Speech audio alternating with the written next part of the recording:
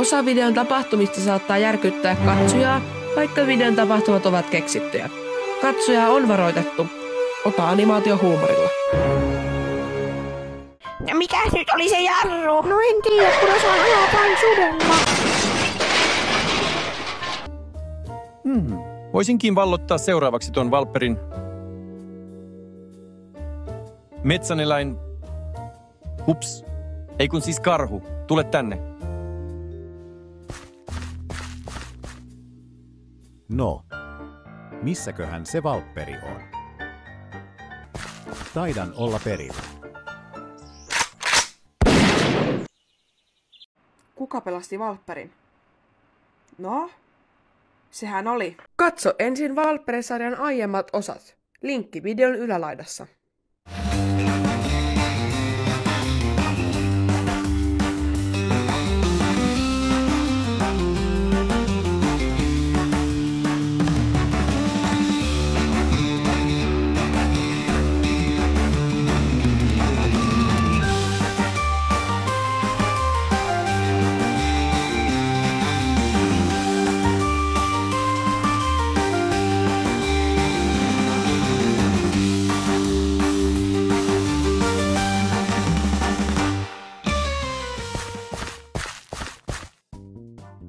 Arvaa mitä, Esko?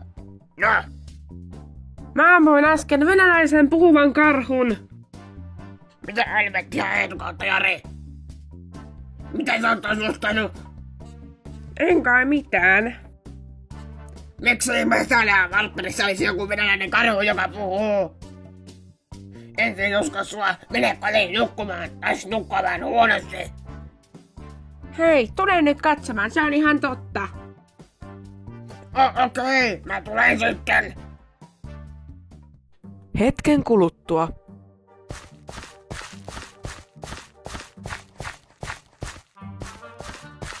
Tuossa se on. Miten toi muka on venäläinen? Kato nyt, ihan selkeästi siinä lukee, että se on venäläinen. Siinähän lukee, että Vladimir Putinin omaisuutta. Se on pakko olla. Onkohan se vaarallinen meillä? Tuskippa, kaivetaan sillä vaan hauta. Samaan aikaan Moskovassa. Miksiköhän karhun paikannus on pysähtynyt keskelle metsää?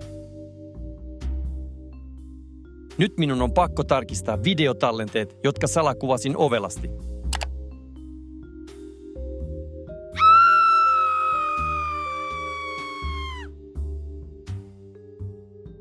Seuraavana päivänä. Mitäköhän telkkarista mahtaa tulla nytten? Pappas, uutiset! Pääaiheenamme tänään. Varsinais-Suomesta löytyi venäläinen karhu. Tilannetta on paikan päällä kommentoimassa Eetu kautta Jari. Kertoisitko omin sanoin, että mitä täällä on tapahtunut? Juu, siinä oli siis sellainen karhu, millä oli se nimipante sitten. Siinä luki, että Vladimir Putinin omaisuutta. Emme kyllä nyt oikein jaksa näitä uusia kattoa. Mä nopeasti ne kaiken saa kyllä selville. Ennen kesti ainakin 5 kuukautta ennen kuin sai tietää, että vaikka joku talo oli romahtanut naapurissa. On kyllä pakko olla vessa. En kyllä kusea koko päivänä. Voisin kyllä samalla soittaa sille Eetu kautta Jarille, että miksi sä kertonut mulle, että se on päässyt uutisiin. Ihme jätkä. Olit näköjään päässyt uutisiin. Juu, niin olin. Mutta emme sulle kertonut, kun en mä ajatellut, että sua kiinnostaisi. Noniin, moikka sitten! Samaan aikaan Moskovassa. Nyt harjoitellaan Valpperin hyökkäämistä. Mitä jos en halua hyökätä Suomeen? Eivät he ole tehneet mitään väärin. Haha, sitä sait. Ja te muut, hyökkäykseen mars. Samaan aikaan Valpperissa. Tänne Putin voi hyökätä seuraavaksi. Ei hemmetti. Se on mulle tänne Valpperiin. Mitä Valpperille käy? Sen näet heinäkuussa seuraavassa osassa.